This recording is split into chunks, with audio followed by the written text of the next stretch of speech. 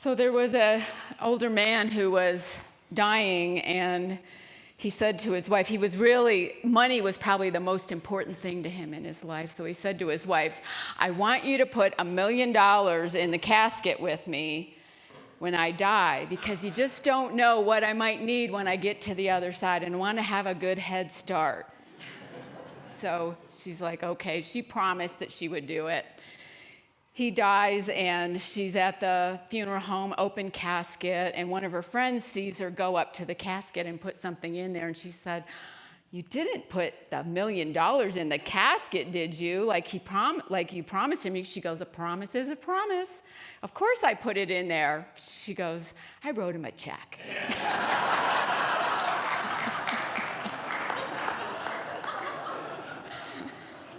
Okay.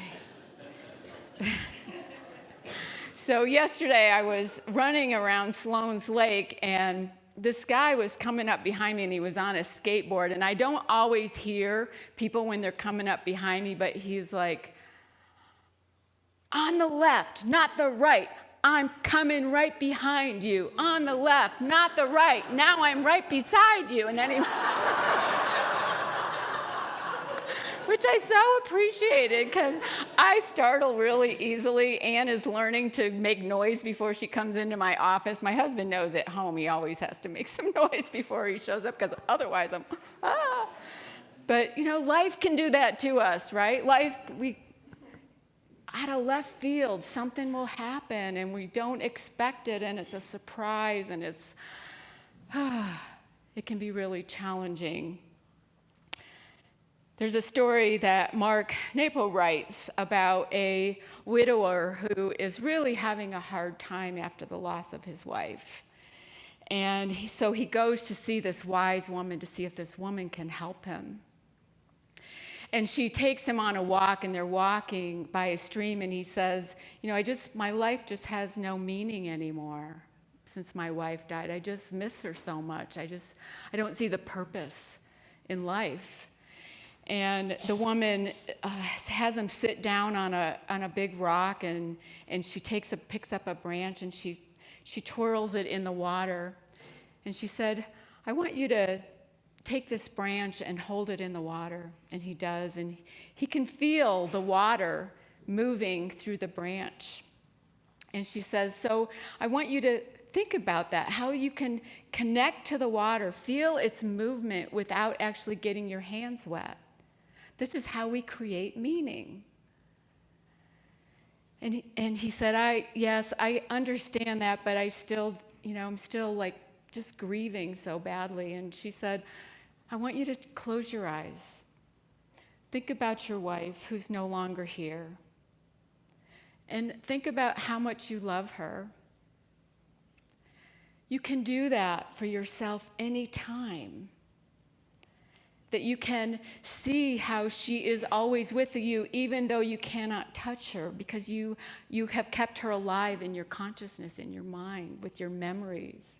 And she said that is how meaning saves us, by making something meaningful that we've lost.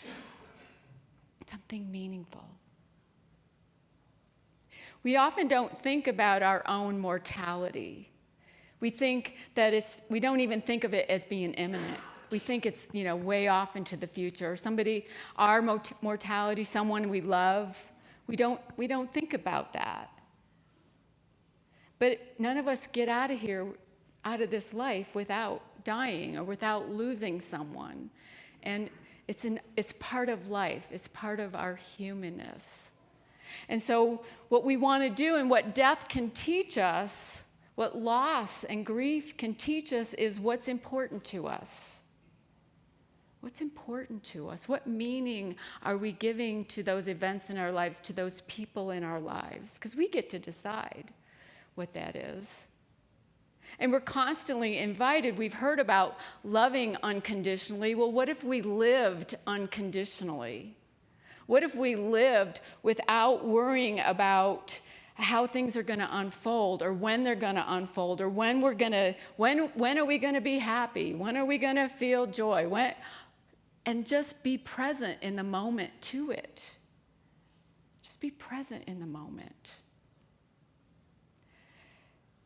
Anthony DeMello, am I saying his name right? I have to see it, says this: "We live in a flash of light, only a flash, and we waste it with our anxiety, our worries, our concerns, and our burdens.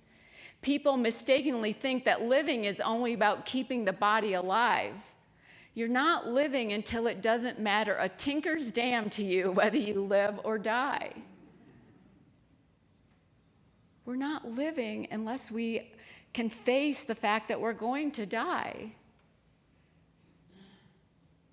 Life, really living life, he goes on to say, is about taking risks, about coming out of our comfort zone, about not always doing the same things over and over. That's not really living. We want to take risks. We want to try things. We're invited to do that constantly. Life is always changing. And so many times we just want to grip and hold on and not let it change and just keep things the way they are. But life doesn't work that way. It doesn't work that way.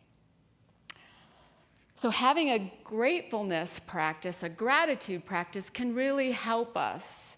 We're using this book this whole year, Christy Nelson's Wake Up Grateful. I think we have a couple in the bookstore yet. It's a great book.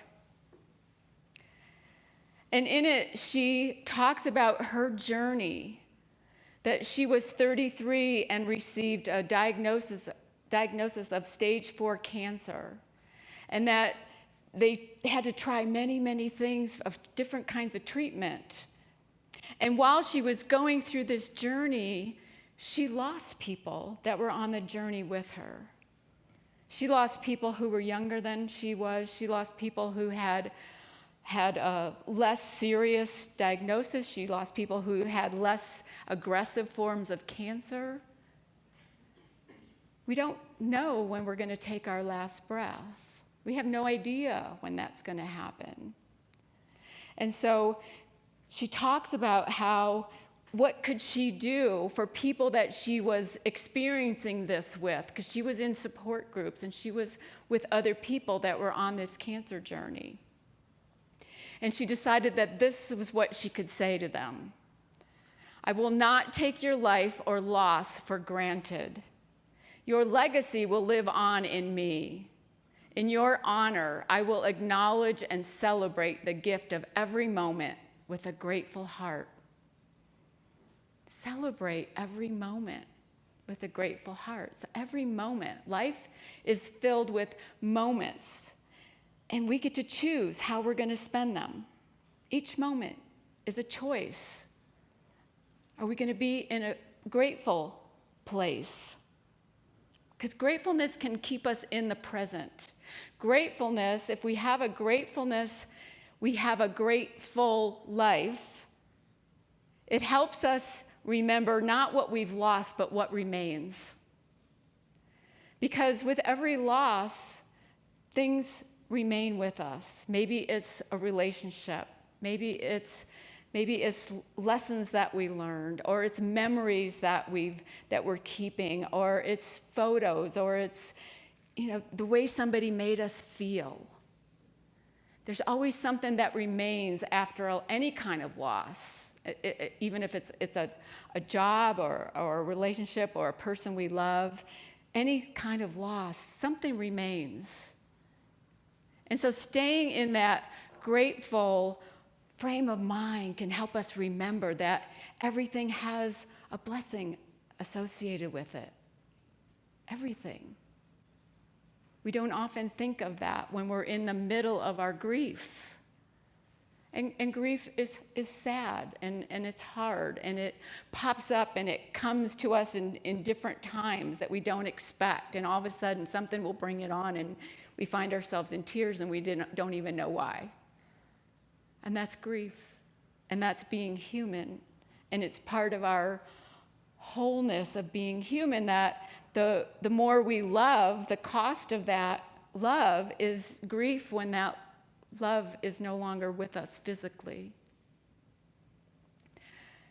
Christy Nelson says this in this chapter: the more we welcome the assuredness of our own mortality and the transience of all that we hold dear, the more fully alive we can become.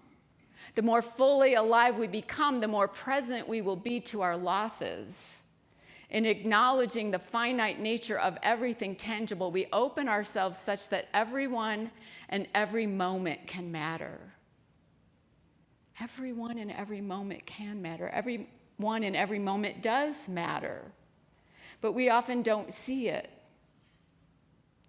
So what can we do to honor people now while they're here with us?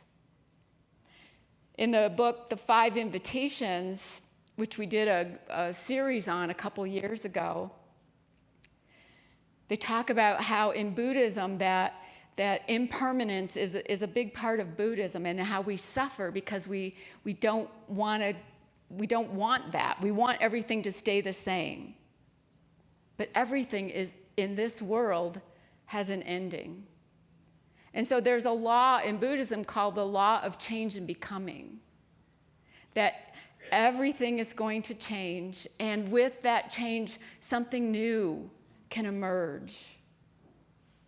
So there's the dissolving of things and then the becoming of things. And it's going on all the time with everything in our lives. And we want to stay aware of that. The Buddha talks about the nature of existence of being like a rainbow, or like an echo, or like a sunset or a sunrise, that it doesn't last, but we can appreciate its beauty, and we can hold memories of that beauty in our hearts, in our minds, with pictures. And so we're always invited to not just grasp and hang on for dear life of things, because we don't know when our last breath will be, but to appreciate, to be grateful for the things that remain. We went to see the Lumineers last night at Empower Field in Denver. It was a great show and a lot of people. And one of the founders of the Lumineers is our neighbor's son, and he's the drummer, Jeremiah. And he started the band in 2002, I believe, 2001 or 2002, with a guy named Wesley, who's the lead singer. And so the two of them started the band as a way of coping with the loss of Jeremiah's brother, who died at 19 of an overdose. And so Wesley was a really good friend of Jeremiah's brother, Josh. And that's how they coped. They played music together. We found out last night that Wesley's brother just died in May, 30 years old, on the anniversary of Josh's death. And so these two very talented young men who formed this band called the Lumineers and have been performing all around the world share an anniversary date of both of their brothers who have passed. And they did a tribute song. I think the warm-up band did a tribute song to them. And it was beautiful. Like we want to honor people who have gone on. We want to honor them. We have a digital frame in our kitchen that was my mother-in-law's, that Kevin had gifted her, and he had loaded it up with pictures of her and her friends and her family, her siblings, her parents, pictures of when she was younger. And now we have other pictures added too, but it's always scrolling in our kitchen. And I get reminded every time I see a picture of Judy, what a beautiful soul she was, and what she gave to me and what she brought to me. And it's a reminder to just love her. She's not in this realm, but I can still hold her and keep her alive in my memories, in my thoughts. Her birthday was this past Wednesday on the 30th, and we got a birthday card addressed to both of us from one of her dear friends who lives in Seattle, Ruth, and she calls herself a sister of the heart to Judy. And she sent a birthday card, and she sent a beautiful letter that she wrote about how much Judy meant to her and how much she knows we meant to Judy. And at the end, she talks about how Kevin had discovered this when going through her things, that one of her goals, a goal that she had on her goal list for many years was to have a scholarship fund for women to get better educated. She was a feminist, and she was really in support of women in many ways. So Kevin and his sister set up a scholarship, a Judy McQueen Memorial Scholarship Fund, which Ruth mentioned in her letter that this is how somebody lives on. In her name, some young woman will be awarded a scholarship every year. And it's a beautiful tribute. It's a beautiful memory. And so we don't all have to do something like that, but we can honor people. We can honor things that have left us, that we have lost, things that no longer are with us in our physical forms. We're all in this together. There's a story in Buddhism about a woman who lost her only child. And she goes to see the Buddha and asks him for help, like she needs some help in dealing with her grief. And the Buddha says, I want you to go to every household in the town and ask for mustard seeds of any household who has not experienced some loss. And she goes from home to home to home to home and comes back to the Buddha and said, I haven't found any. I haven't found any households that have not experienced loss. You see, we're all, in our humanness, we all experience loss. We all lose people. It's either, if we're in a loving, partnership with somebody, it's either going to be us or them. It's just part of our human life. Part of our human life. And in Aramaic, the language that Jesus spoke, death, the word that means death means existing elsewhere. Existing elsewhere. So when we lose someone, they're just existing elsewhere in another realm. They may not be with us physically, but they stay alive with us in our consciousness, in our hearts. And we're invited to keep that alive. Keep that person alive.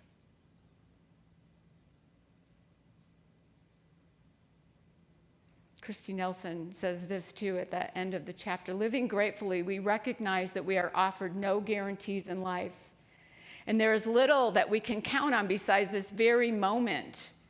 But this moment is the most significant gift we have, and to live and love fully in the face of the inevitability of loss is to shape a life worthy of our big hearts. We want to live a life worthy of us, worthy of our big hearts. Make this life matter. Give meaning to this life. Only we can do that for ourselves. So we're invited to constantly think about our relationship with death, to live more fully, to allow it to teach us that life isn't permanent. Life in this physical body isn't permanent. And to let that be okay. Because we leave behind, hopefully, a legacy of love. One of Mary Magdalene's egoic powers that we did not cover in the retreat is forgetfulness. And this one is about thinking that the only thing that matters is this physical presence. thinking that it's all about the body and it's all about our humanness, we forget that we are also 100% divine. 100% divine. So we have the capacity to bring love when we find ourselves in that place. We have the capacity to uplift each other. We have the capacity to love ourselves, to bring joy to other people, to bring this planet lifted up. We have the capacity to do this in our own divinity. So why wouldn't we? Why wouldn't we want to uplift? Uplift. And so I invite you to think about your own losses in your life. Those people, those situations, those things that we've lost in our lives.